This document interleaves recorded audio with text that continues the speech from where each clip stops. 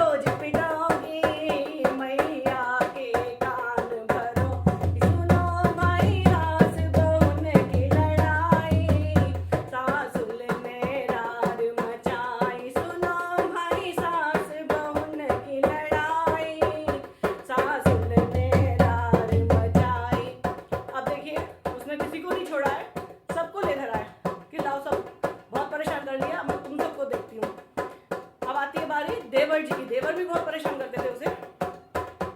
सुनो भाई देवर भाभी की लड़ाई, देवर ने रार मचाई। सुनो भाई देवर भाभी की लड़ाई, देवर ने रार मचाई। पहलो डंडा लाई वो तो लाई है सन्नाए के, पहलो डंडा लाई वो तो लाई है सन्नाए के, दूजो डंडा लाई वो तो दे गई जमाए के, दूजो डंडा लाई वो तो दे गई जमाए के। भैंस बांध लो गोबर कर लो न्यार काट लो खेत में, भैंस बांध लो गोबर कर न्यार काट लो खेत में। देवर मेरे ऐसे ही रोज पिटोगे, जो मेरी नाय सुनोगे। देवर रोज ऐसे पिटोगे, जो मेरी नाय सुनोगे। सुनो भाई सास बहन की लड़ाई, सासुल ने रार मचाई। अब सुनिएगा, यहाँ तक सबको उसने सीधा कर लिया है, सबको मार मार के इस लाइन पे ले आई है।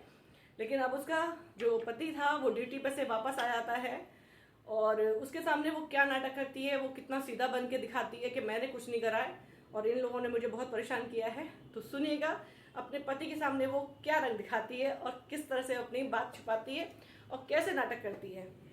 क्योंकि पति तो बहुत अच्छा था, उसका पति से तो कोई दिक्कत नहीं थी और जिनको दिक्कत थी उन सबको उसने मार मार के सही कर दिया था।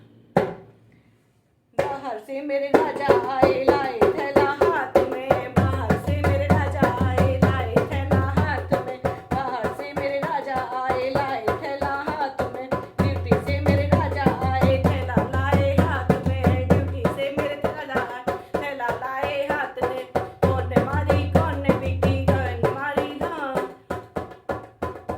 अरे कौन ने गोरी मारी पीटी कौन ने दई गालियां, कौन ने गोरी मारी पीटी कौन ने दई गालियां, हाँ कौन ने गोरी मारी पीटी कौन ने दई गालियां।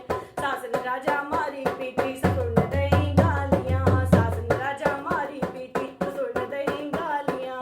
मुझ पर बहुत जुल्म किया है इन लोगों ने, पर मैंने राजा आपकी वजह से आपकी शर्म करी है, मैंने किसी से कुछ नहीं कहा